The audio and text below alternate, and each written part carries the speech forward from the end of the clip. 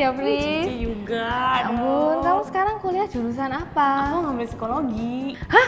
Jurusan psikologi? Baca aku dong, Pris. Please, baca aku dong, Pris. Kamu ingin tahu kamu itu seperti apa nantinya?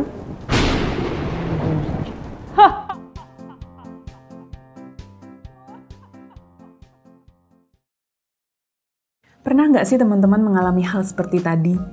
Kita sebagai anak-anak psikologi seringkali diidentikan gitu ya sebagai orang yang bisa membaca kepribadian atau karakter orang lain hanya dengan sekali lihat.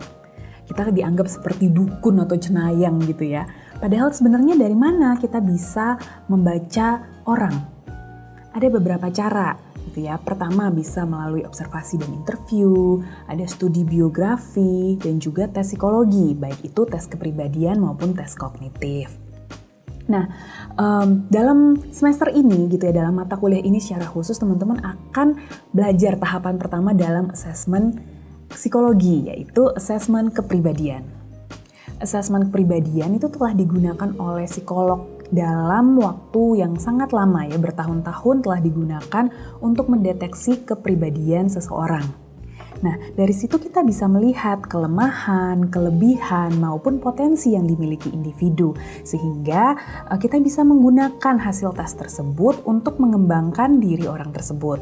Dalam mata kuliah ini, teman-teman diharapkan akan mampu melakukan administrasi, scoring, dan interpretasi fragmental dari tes kepribadian inventory melalui pendekatan simulasi dengan mengacu pada prinsip-prinsip psikodiagnostik dan kode etik psikologi Indonesia.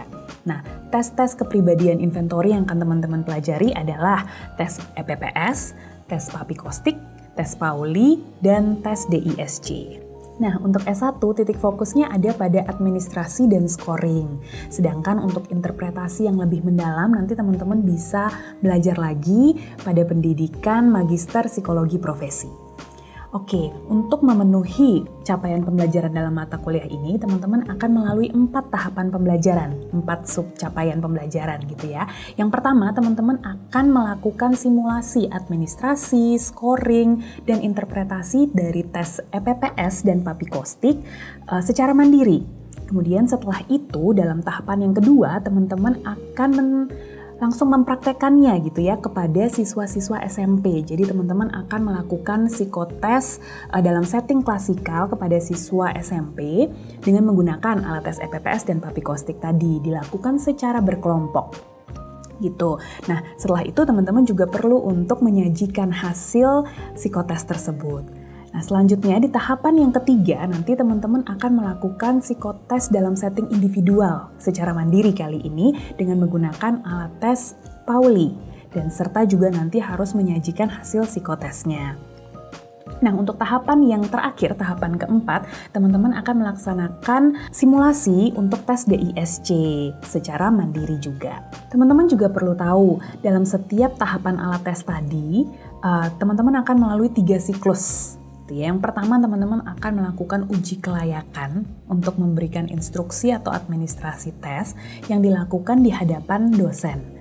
Kemudian yang kedua, teman-teman melakukan scoring dari hasil tes itu. Dan yang ketiga, membuat laporan interpretasi fragmental yang sederhana. Dalam mata kuliah ini, teman-teman juga dituntut untuk bisa bersikap profesional ketika memberikan layanan psikologi kepada klien.